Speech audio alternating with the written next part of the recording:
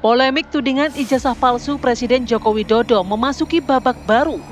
Setelah status perkara resmi naik ke tahap penyidikan, nama-nama yang kerap bersuara lantang terkait soal keaslian ijazah Jokowi mulai disorot. Dua di antaranya adalah pakar telematika Roy Suryo dan ahli digital forensik Rismon Sianipar.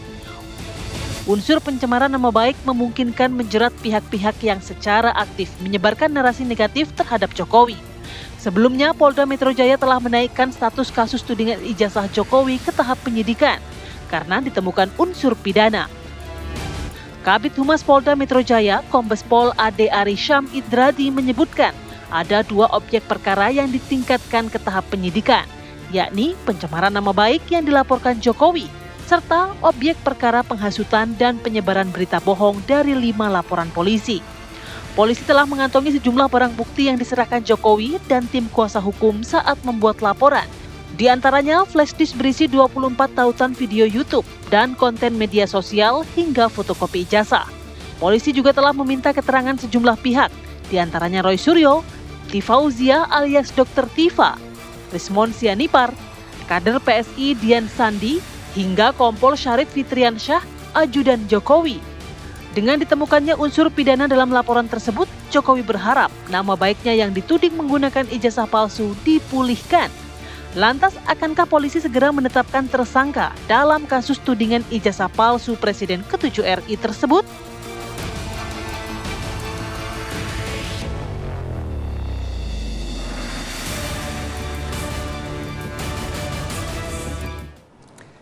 Iya, jadi ketika laporan di Polda Metro Jaya ini statusnya sudah naik menjadi penyidikan, yang menjadi teka-teki sekarang adalah siapa kira-kira yang dijadikan tersangka dalam kasus ini. Karena ketika statusnya sudah naik, sudah harus ada tersangkanya begitu. Apakah bapak-bapak yang di studio ini udah mengantongi belum ya nama-nama yang kira-kira jadi tersangka? Nah, itu dia, kita akan diskusikan di sini bersama Irjen Pol Purnawirawan Arianto Sutadi, penasihat ahli Kapolri. Pak Arianto, Assalamualaikum, selamat pagi.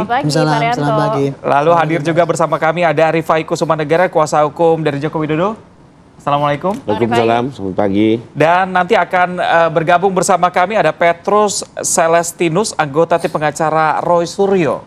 Baik, saya ke Pak Rifai dulu. Pak Rifai, setelah statusnya sudah naik menjadi penyidikan, respon Pak Jokowi gimana? Ya, seperti kita lihat juga di media ya, bahwa beliau mengapresiasi bahwasanya laporan ini sudah ditingkatkan ke penyidikan. Kenapa? Karena secara yuridis, naiknya ke penyidikan ada dua hal penting. Pertama, apa yang disampaikan Pak Jokowi benar adanya. Kedua, bahwa benar Pak Jokowi adalah korban dari dugaan tindak pidana yang dilakukan oleh beberapa pihak. Itu sudah clear dengan naik ke penyidikan ya. Nah, tinggal di penyidikan apa yang harus dilanjutkan sesuai dengan tugas penyidik, yaitu pertama menentukan siapa saja tersangkanya, ya, baik pelaku utama, pelaku turut serta, karena IT ini kan cukup luas. Tidak hanya yang menyatakan, tapi yang mengedarkan, yang mengedit dan segala macamnya. Karena kalau tidak ada kerjasama itu tidak mungkin tersiar. Lalu kedua, mengumpulkan alat bukti, ya, selengkap mungkin, sesempurna mungkin, termasuk untuk membuktikan masing-masing peran. Nah, jadi ini yang akan bergulir di tingkat penyidikan. Oke. Demikian. Ini kemarin yang menarik juga Pak Ahmad berbincang sama kita di studio, dia menyatakan bahwa ada nama-nama baru begitu ya, yang akhirnya masuk dalam pusaran kasus ini. Kembali lagi, kalau Pak Jokowi sendiri sebenarnya ini kan ada beberapa LP. Kalau Pak Jokowi sendiri sih dalam laporannya tidak menyebut terlapor, ya, kita tidak mendahului, kita bikinin dalam statement dalam penyelidikan. Artinya kita serahkan kepada proses yang akan dilakukan oleh penyelidik. Bukan apa, karena pertama kita tetap menghormati asas praduga tak bersalah ya. Sekalipun yang seberang sih sepertinya tidak menghormati asas itu kan gitu. Tapi kita cobalah memberikan pendidikan hukum pada masyarakat bahwa jangan tergesa-gesa. Kedua, juga memberikan keluasan kepada penyidik agar memeriksa ini secara jernih, secara netral, tidak di-fait accompli oleh pelapor, ya. Biar betul-betul bekerjanya natural. Makanya kalau boleh saya bilang ini 3 bulan cukup lama loh, ya, cukup lama. Tapi di satu sisi kami mengapresiasi, artinya teman-teman penyelidik sendiri bekerja hati-hati ya, apalagi menarik perhatian ya. Karena kami juga nggak mau di tengah jalan justru perkara ini terseok-seok. Ya. Terakhir juga kami dengar bahwa sudah mengajukan 7 ahli, gitu loh. Ya, ini saya pikir tidak main-main keseriusan mereka untuk mengajukan 7 ahli ya. Berarti apa? Hati-hati. Mereka tidak mau bergerak, penyidik tidak mau menyimpulkan sendiri, tapi juga mendengar pihak-pihak independen yang memang ahli di bidangnya.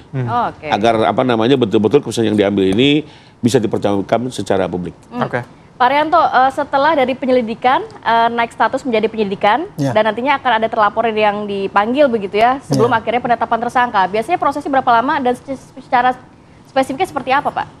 Ini nggak bisa diukur lama apa enggaknya ya, karena ini tergantung nanti begini, tergantung daripada penyidik itu nanti. Kalau dia getol dan cepat dan dengan pakai cara yang praktis, misalkan ya, ini kan selama ini kan sudah 2 bulan penyelidikan. Di dalam penyelidikan itu sudah melakukan tindakan-tindakan yang semestinya sudah masuk dalam penyidikan itu. Cuman kemarin itu yang dilakukan tanpa upaya paksa, jadi itu masih penyelidikan. Contohnya memeriksa saksi aja 49 kan. Kemudian memeriksa saksi ahli ada 7. Kemudian barang-barang bukti bahkan sudah sampai pergi mengecek ke Gama, ke TKP itu KKN dan sebagainya. Itu mestinya itu ya dilakukan dalam tahap penyidikan mestinya. Tapi karena fungsi kehati-hatian daripada Polda Metro karena ini kasus atensi, maka dia pakai penyelidikan dulu. Nah, kemarin barulah dinaikkan menjadi penyidikan. Kan? Nah, kalau penyidikan itu berarti yang kemarin dilakukan itu kan nggak pakai pro justisia, jadi nggak bisa menjadi alat bukti yang kuat untuk di pengadilan. Maka harus diulangi. Pemeriksaan, penyitaan dan sebagainya itu harus diulangi. Nah, tapi kalau Polda Metro bekerja dengan praktis, yang kemarin hasil penyidikan itu kan tinggal di copy paste aja, kemudian kasih kop, kemudian suruh tanda tangan lagi. Nah, itu kan bisa cepat ya. Jadi nanti 49 itu pasti akan diperiksa lagi itu, yang kemarin itu.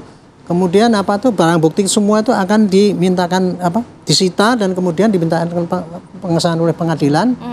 Barulah nanti itu kemudian disampaikan kepada penuntut. Tapi ketika disampaikan pada penuntut itu sudah tentukan porsinya.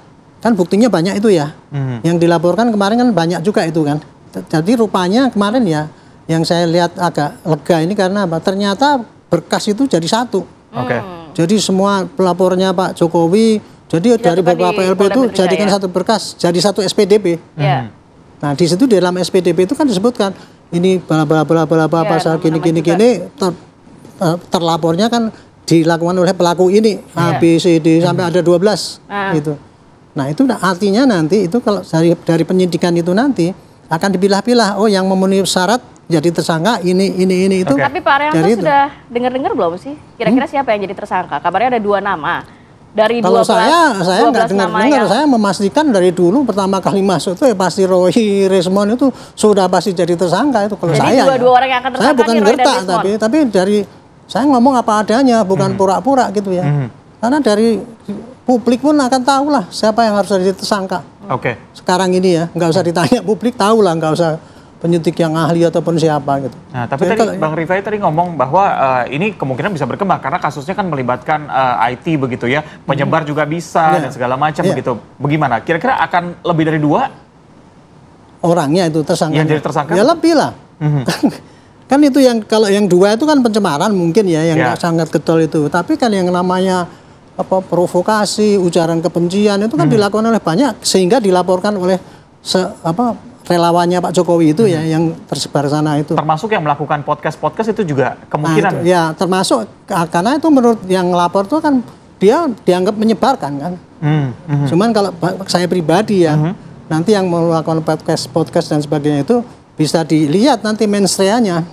Kalau dia membuat podcast itu sengaja memang ikut menyebarkan berita bohong. Yang namanya berita bohong ini gini loh.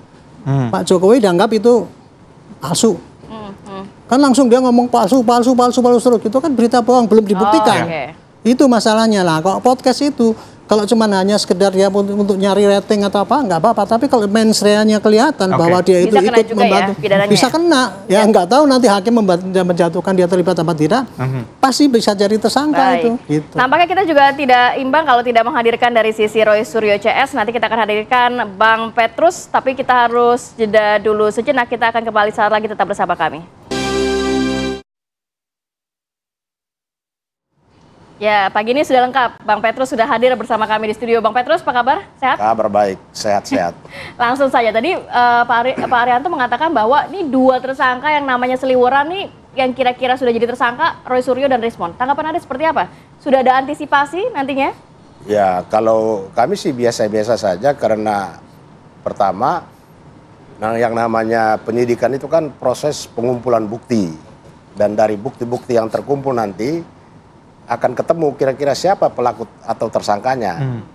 Karena ini baru permulaan penyidikan, ya kita dari pihak kita selama ini kan juga kerja keras mengumpulkan bukti.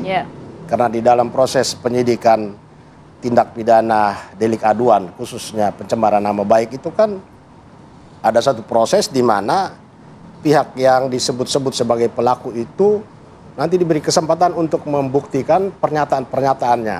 Apakah betul ijazah Jokowi itu palsu. Karena proses untuk menguji bukti apakah ijazah Jokowi ini palsu atau tidak, selama ini ya baik terhadap perkara Bambang Tri maupun penyelidikan yang di Barreskrim Polri itu kan belum pernah ketemu uji bukti antara pihak pelapor dan pihak yang dilaporkan. Nah, diharapkan dalam mekanisme penyidikan ini karena ada ketentuan yang menyatakan bahwa jika pihak yang dilaporkan itu dibolehkan membuktikan tentang tuduhan dia, disitulah adu bukti itu terjadi. Sehingga kita harapkan di tahap penyidikan ini ijazah Jokowi dan bukti-bukti yang dimiliki oleh pihak yang dituduh ini diadu di situ. Sehingga nanti kelihatannya penyidikan di Polda Metro Jaya ini akan lebih terbuka, lebih fair. Kedua belah pihak akan diberi kesempatan yang sama untuk adu bukti. Jadi pihak Anda tetap yakin bahwa tidak dari sisi yang benar begitu ya? Ya. Kita punya keyakinan bahwa apa yang dilakukan oleh pihak-pihak yang dituduh sekarang itu tidak masuk dalam kualifikasi tindak pidana karena yang dilakukan itu bukan untuk kepentingan Jokowi atau kepentingan pribadi mereka, tetapi itu semata-mata untuk kepentingan umum. Oke, Bang Rifai gimana tanggapannya?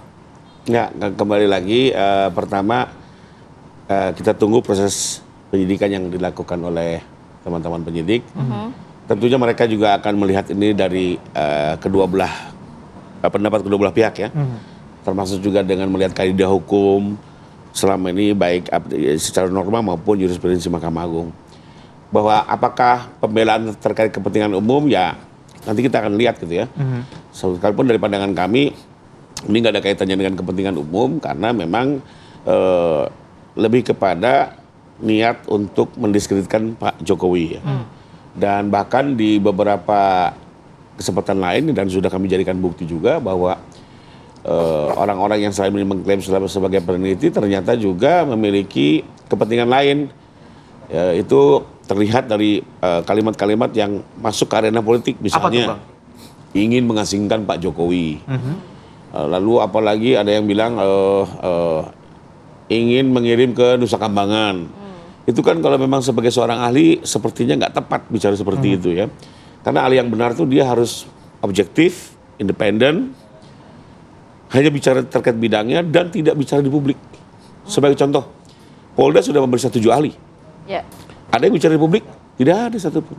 Kenapa? Karena tujuan mereka untuk penelitian disajikan ke persidangan. Ya. Sementara kalau ini selain juga kami dalam pandangan kami penelitiannya pun juga tidak kompeten ya. Sekarang setelah ditelusuri juga pendidikannya tidak linear.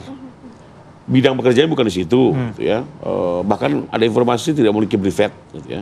Dan metodenya pun keliru, ya. Karena kami juga sudah diskusi dengan beberapa ahli digital forensik.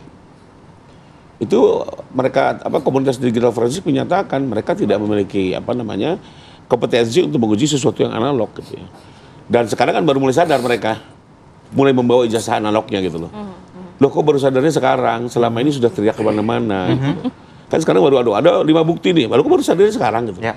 Harusnya kalau mereka ahli betul-betul hati-hati ahli yang punya kepentingan umum berjalan di penelitian, hati-hati dong gitu. Jadi sekarang sudah terjadi gitu ya, dan sebenarnya juga kami masih menunggu kalau memang mereka sendiri ada niat dari kesalahan lalu meminta maaf, mungkin juga ini akan dipertimbangkan. Tapi semakin kesini kan kita lihat semakin kencang, bahkan seolah menjadi metode pembelaan. Ya sudah, kalau memang begini kita lihat saja ya dengan proses hukum yang ada. Toh juga saya yakin ini semua akan diselesaikan oleh lembaga judisial yang lebih independen lagi, tapi dengan catatan jangan nanti kalau hakim sudah memutus dibilang cawe-cawe lagi gitu ya. Karena gitu Bang Petrus. Nanti kalau hakim udah putus dibilang cawe-cawe. Tadi lebih banyak unsur politisnya kalau kata Bang Rifai. Memang begitu. Roy Suryo kan sempat mempertanyakan juga kenapa dinaikkan jadi statusnya menjadi penyidikan, padahal bukti yang dimiliki oleh Polda Metro Jaya berupa fotokopian ijazah. Tidak kuat katanya. Ya memang kerja penyidik ini kan dalam banyak kasus kan memang sifatnya tertutup ya. Misalnya terkait dengan pengungkapan bukti, kan publik tidak tahu. Jadi kalau sekarang masyarakat atau pihak yang dilaporkan itu mempersoalkan seperti kok ada bukti yang tidak disita, atau katakanlah kok ijazah Jokowi sampai sekarang belum disita. Padahal ijazah itu adalah alat penentu apakah nama baik itu ada atau tidak. Karena ini tuduhannya kan pencemaran nama baik. Dari ijazah itu palsu atau tidak, ini menjadi penentu. Karena itu ijazah palsu itu memiliki hubungan langsung dengan perkara pokok, yaitu soal pencemaran nama baik. Karena itu ijazah itu harusnya disita. Karena itu di tahap penyidikan, karena ini sudah masuk penyidikan, kita juga berharap supaya langkah pertama yang dilakukan oleh penyidik pada awal penyidikan ini, sita ijazah asli itu, karena pihak Pak Roy Suryo dan kawan-kawan ini pun sudah pegang bukti sebagai alat pembanding. Inilah momentum untuk adu bukti di Polda Metro Jaya di hadapan penyidik. Pak Rianto, gimana? Ijazah harus disita katanya. Emang harus, Pak?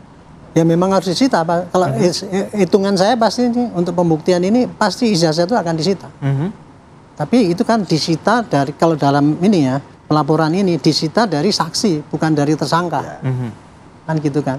Itu pasti mereka akan disita untuk membuktikan nanti di depan hakim sana ya, bahwa inilah kira-kira ijazah yang tadinya itu dikatakan itu palsu, tapi ini sebenarnya asli, bukti-buktinya seperti ini.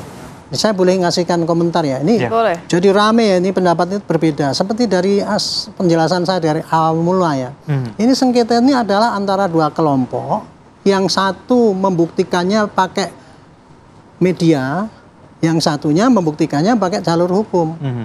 Masing-masing mempunyai keyakinan bahwa itu benar caranya. Itulah yang mengakibatkan sehingga seakan-akan beritanya simpang siur semua kan. Di satu sisi sini ya, yang di media itu merasa yakin bahwa kalau ini sudah saya jelaskan kayak gini dan publik akan menyatakan itu semua percaya, itu berarti ini saya benar. Sementara yang dari ini itu kan bukti-bukti yang di media itu nggak ada nilainya di jalur hukum. Itu yang terjadi kayak gitu dari sekarang ini. Makanya itu ya, ini ya, seperti bukti tadi dikatakan Pak Rifai tadi, bukti kenapa kok baru sekarang? Itu saya juga melihat kemarin ya, Pak Roy katanya mendapatkan 5 contoh yang kenapa kemarin nggak dibawa ke gelar yang itu? Gelar perkara khusus. Mestinya itu dibawa kemarin ini loh, tambahan bukti gitu. Itu bukti yang tambah bukti. Bukan menggunakan aplikasi itu ya? Ya dia hanya menceritakan yang dulu-dulu kan nggak ada buktinya, cuman cerita-cerita gitu. Apalagi teknik di dalam dia memaparkan di dalam kemarin tuh yang gelar itu justru membuka dalam tanda petik kebohongan dia, karena kan saya meneliti dari uploadan sandi. Uploadan sandi itu kan digital kan, kemudian di print kemudian dibandingkan dengan ijazah yang lain, kan secara logika saja, bukan nggak usah ahli ya. Print-printan sekarang kan kertasnya pasti kertas sekarang, dibandingkan dengan ijazah yang lama gitu, ya pasti tidak identik. Nah dia itu ya jelas itu caranya itu salah, tapi itu diyakini benar bahwa saya meneliti 100% sampai 11 triliun persen itu kan kayak gitu. Itu karena keyakinan atas kebenaran cara yang ditempuh. Padahal itu kalau dalam teori pembuktian itu dengan membuktikan apa itu barang bukti bukan barang bukti itu. Kalau teorinya Pak, harusnya itu kalau menuduh ijazah palsu harusnya begini loh, Pak Jokowi ijazah palsu, buktinya apa ini Pak? Buktinya ini, bandingkan nanti dengan aslinya, kan gitu mestinya. Tapi kan itu nggak ada. Kemudian sekarang ketika ditanya kenapa kok nggak ada, ya saya nggak pernah ditunjukkan, nah, kayak gitu kan. Contoh lagi kemudian dia katakan nih Pak, itu yang diupload oleh Sandi itu kan belum tentu yang asli. Ya salahkan dia dong, jangan salahkan saya. Coba itu logikanya masuk akal nggak itu? Secara umum itu tadi intinya ini ya, pertengkaran antara perbedaan pendapat, yang satu mengaku pasti benar, yang satunya ini mengaku bahwa ini harus pakai jalur hukum. Itu yang terjadi gitu. Baik, baik. Nanti tanggapan dari Bang Petrus seperti apa, tahan dulu ya Bang ya. Kita akan sambung lagi di segmen berikutnya, tetap bersama kami. Oke, kita lanjutkan kembali perbincangan. Bang Petrus, boleh ditanggapi pernyataan dari Pak Arianto, dan kabarnya juga dari sisi Roy Suryo sama Bang Rismond ini sudah mempersiapkan 2 laporan lagi ya, selain yang kemarin ada pelaporan juga di Polda DIY.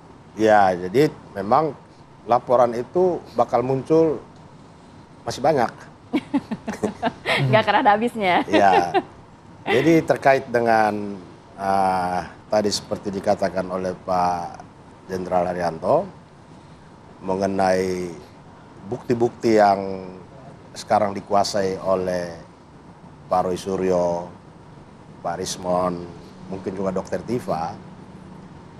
Ini kan bagian dari strategi, karena ya namanya juga bukti begitu itu kan dokumen pihak lain yang dipercayakan kepada mereka, sehingga penggunaannya harus betul-betul tepat, ya tepat sasaran, tepat waktu, jadi tidak mungkin untuk ditunjukkan secara sembarangan, ya sehingga kita harapkan nanti pada saat penyidikan ketika pemeriksaan itu mengarah kepada para terlapor ini, disitulah mungkin menjadi bahan untuk diperlihatkan, ya kalau perlu disita, supaya benar-benar dipegang oleh penyidik untuk diproses dan diteliti dari antara yang didapat dari pihak terlapor dan yang didapat dari pelapor atau pengadu Pak Jokowi untuk diuji.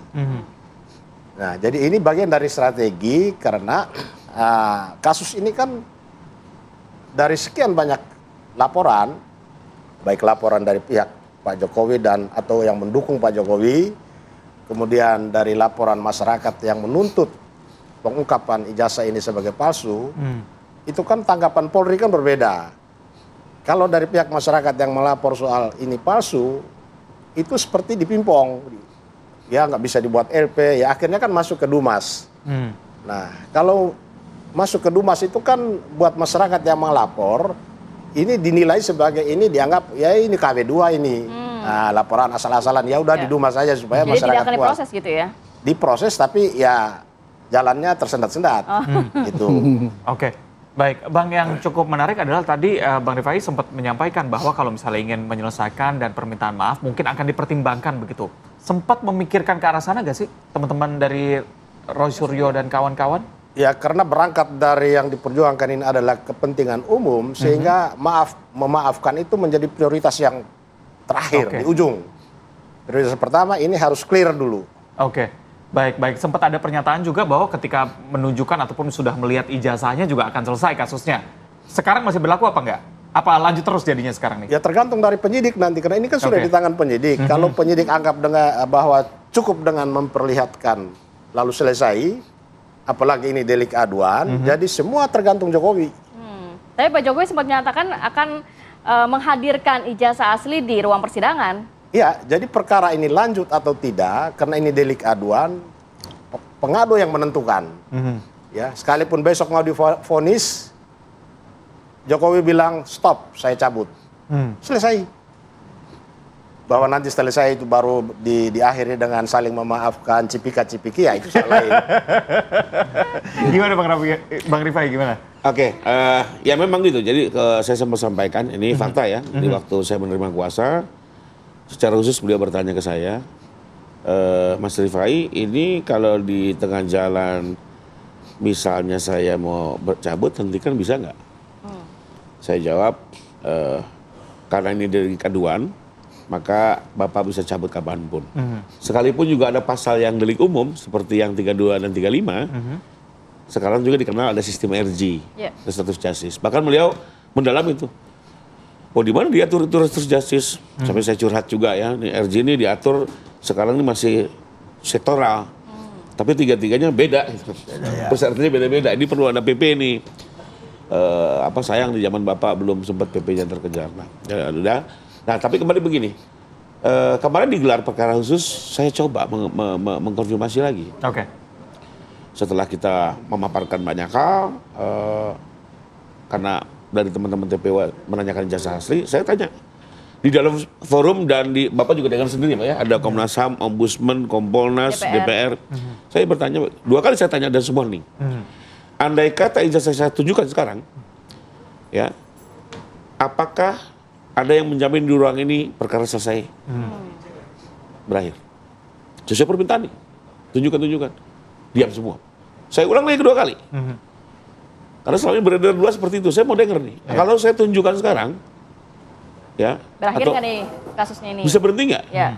Diam semua, Pak. Ya mau gimana gitu kan? Jadi kadang ya kita kembali lagi, ini benar atau enggak, hanya sekedar melempar-lempar gitu ya, hanya membawa framing-framing buat masyarakat gitu ya. Sehingga saya pikir ya sudah, kita pun tidak bisa bicara apa-apa kan, karena semua perkembangan pun kami lapor, ya begini adanya, dan tidak lama kan beberapa hari kemudian naik ke penyidikan. Tapi menurut saya ini juga masih panjang lah prosesnya. Penyidikan masih beberapa bulan tentunya, tidak bisa secepat mungkin juga Pak. Masih juga menjadi pembahasan di ruang publik. Masih menjadi pembahasan gitu ya, dan apa namanya, setelah itu juga masih ada proses persidangan. Jadi menurut saya biarkanlah proses hukum berjalan secara fair, transparan gitu ya, dan kita mencari kebenaran. Ya, karena intinya sih itu. Ya, kebenaran itu harus diwujudkan. Karena buat Pak Jokowi juga penting. Ya, kembali lagi tujuan Pak Jokowi melapor 2. 1, agar nama baik dan kehormatannya bisa dipulihkan, ya, dan itu harus ada pernyataan dari pengadilan. Lalu kedua, agar soal ijazah ini clear. Kalau asli asli dikukuhkan oleh pengadilan. Nggak berlarut-larut ya. Dan kita masyarakat juga penasaran. Karena sekarang bagaimanapun pecah pendapat. Betul. Buat yang benci Pak Jokowi mah, mau diputuskan pengadilan asli juga dia nggak percaya. Pasti dia bilang ini hakimnya cawe-cawe. Karena di kasus Bambang Tri pun sudah dituding-tuding hakimnya. Oh keras mereka menuding, gitu ya. Padahal apa urusannya Pak Jokowi dengan yudikatif ya, nggak mungkin bisa mentouch gitu kan. Betul. Apalagi sekarang gitu lah. Nah terus apa kedua, bagi yang mendukung Pak Jokowi sih ya tetap mendukung. Nah paling tidak untuk yang netral, mereka akan melihat apa sih acuannya, harusnya putusan pengadilan ya, karena ini negara hukum, maka itulah saluran yang paling objektif, dan ada kepastian dan ada akhirnya. Litis finiri oportet. Nah tapi kan kalau misalnya ditunjukkan di ruang tertutup seperti gelar perkara khusus tadi, publik juga jadinya nggak tahu, publik nggak bisa lihat begitu, karena kan kita ingin menagih janji Pak Jokowi yang bilang akan menunjukkan di ruang sidang nanti begitu ya. Jadi dua-duanya sudah sepakat untuk gas ya, kasusnya akan berlanjut ya, tidak ada proses minta maaf dan sebagainya ya. Sejauh ini kami arahannya adalah lanjut ya, tapi kembali lagi kan masih banyak fase-fase. Ya? Masih banyak fase-fase. Tadi Pak Rianto juga sempat bilang kehati-hatian luar biasa dilakukan oleh Polda Metro Jaya dalam penetapan kasus ini karena memang menjadi konsentrasi dari publik. Tapi respon dari publik juga tadi Pak Rifai sempat bilang bahwa ya ketakutan dari publik ada cawe-cawe dan segala macam. Gimana kira-kira dari Polri untuk membuktikan bahwa tidak ada campur tangan sama sekali dalam penanganan kasus ini, Pak? Kalau polisi sekarang ini kan, polisi itu tugasnya kan cuma menyidik suatu dugaan adanya tidak pidana apa tidak. Itu yang dikerjakan oleh polisi, makanya kemarin itu sekarang itu tadinya dari penyelidikan sekarang udah naik penyidikan. Artinya itu udah menjurus pada nanti pasti ini akan ke persidangan. Tapi saya boleh menyampaikan tadi ya, antara yang disampaikan oleh Pak Petrus dengan Pak. Gini, kalau untuk masalah pencemaran namanya, LP pencemaran namanya, itu gampang tuh menyelesaikan. Kalau Pak Jokowi mencabut, selesai urusan itu. Sepanjang belum sampai ke pengadilan. Pas sampai pengadilan pun nanti kalau sebelum sampai penuntutan ya, itu mungkin bisa diselesaikan secara RJ itu tadi Pak. Tapi masalahnya ini yang satu adalah masalah ujaran kebencian itu Pak. Kan itu deliknya bukan delik aduan. LP-nya ada 4. Itu nggak bisa diselesaikan dengan RJ. Karena kan ini yang 4 ini kan bukan hanya orang yang berpribadi itu, tapi mewakili masyarakat semua kan gitu. Kalau mau dibikin RJ, ya harus kesepakatan semua orang yang melaporkan juga. Di voting dong, kira-kira ya, sulit. Kalau untuk pasalnya pencemaran mudah. Tapi kalau untuk pasalnya itu provokasi atau ujaran kebencian ini yang sulit. Berarti hanya nanti bisa diselesaikan di pengadilan. Ya? Iya, hanya di pengadilan. Justru itulah maka saya yakin ya bahwa untuk membuktikan ijazah ini asli apa tidak, meskipun Barreskrim mengatakan bahwa itu tidak ada, tapi ini tetap dibuktikan nanti di pengadilan, Pak. Di pengadilan nanti dengan menyampaikan laporan yang disampaikan di Polda Metro itu, ya kan intinya kan kalau nggak pencemaran ada ujaran kebencian. Tapi yang dibawa oleh penyidik itu berkas-berkas untuk membuktikan bahwa ijazah itu asli, plus berkas-berkas ada unsur ujaran kebencian itu. Disitulah nanti akan diperiksa di hakim. Makanya estimate saya nanti hakim dalam membuktikan ijazah itu palsu apa tidak, Itu saya kira hakim dengan pengalaman-pengalaman yang dulu-dulu itu ya, bahwa kalau nggak dihadirkan, nggak dibuktikan dan anggapnya hakimnya tuh didikte oleh Pak Jokowi. Saya yakin kira-kira nanti buktinya akan dibuktikan di situ, Pak. Yang asli yang disita dari Pak Jokowi, kemudian dibandingkan dengan yang asli yang dibawa Pak Roy itu yang 5 besok ini.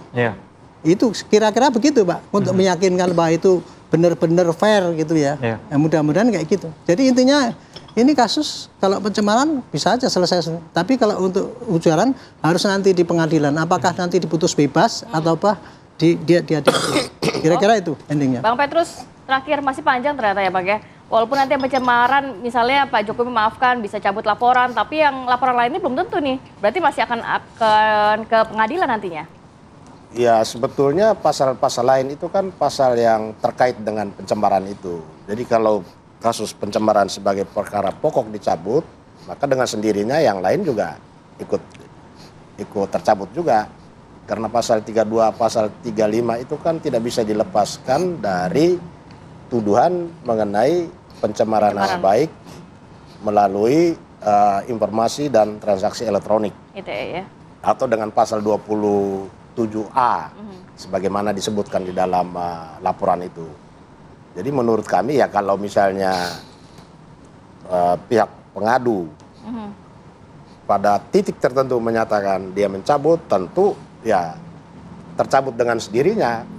Karena pasal 32 dan 35 yang merupakan delik biasa yang harusnya dibuat terpisah ini disatukan dengan pengaduan tentang pencemaran nama baik yang merupakan delik aduan. Nah, kalau mau dipisah mestinya kan dibuat terpisah. Tapi karena ini dia melekat di dalam, jadi kalau itu dicabut ya itu juga harus lepas. Kecuali dalam teknis ke depan penyidik membuat pemisahan. Sehingga waktu penyelidikan kan kita tanya ke penyelidiknya, Pak ini laporan delik aduan tapi kenapa ada nempel pasal 32, 35.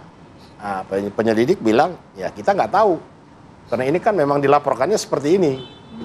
Gitu. Kita udah persoalkan. Karena laporan adalah, pengaduan itu tentang penghinaan atau pencemaran nama baik. Masuk kategori delik aduan. Tetapi ada pasal lain yang merupakan delik biasa, nempel di situ. Gimana Pak Arianto tanggapannya? Ya kalau yang namanya pencabutan itu kan LP yang dicabut. Masalahnya kan yang di Polda Metro itu kan LP-nya ada 6. Yang dari Pak Jokowi cuma Bapak, saya nggak tahu cuma satu. Yang lainnya itu LP dari orang lain. Kalau orang lain ini laporannya bukan pencemaran, pasti langsung bunyinya provokasi, ujaran kebencian, menimbulkan perpecahan, itu pasti kayak gitu. Nah, tadi kalau dicabut kan cuma satu LP. Ini masih ada 4 LP. Itu yang saya bilang susahnya itu kayak gitu. Gitu. Tapi saya lihat ini sepertinya digabung jadi satu perkara. Iya, SPDP-nya jadi satu. Itu jadi saya nggak tahu. Cuman LP-nya kan itu banyak. Itu dia. Kalau yang namanya pencabutan kan pencabutan LP, bukan pencabutan SPDP kan. Itu. Oke, baik. Bang Rifai mau menanggapi? Ya, buat kami sih, kami hanya tetap fokus pada LP yang kita hadapi, bahwa ada 3 LP lain. Ini kan bagian dari reaksi masyarakat ya. Saya juga tidak bisa bilang bahwa pasti mereka akan ikut kalau kami berdamai atau tidak gitu ya. Dan mungkin satu lagi yang perlu dipahami juga, selain perkara ini, Pak Jokowi itu hanya baru mengajukan 1 LP. Sementara berarti nanti akan bertambah ya Bang? Sementara dari pihak sebelah sudah 2 LP dan 2 gugatan. Ya, jadi kalau dibilang kami reaktif enggak gitu ya.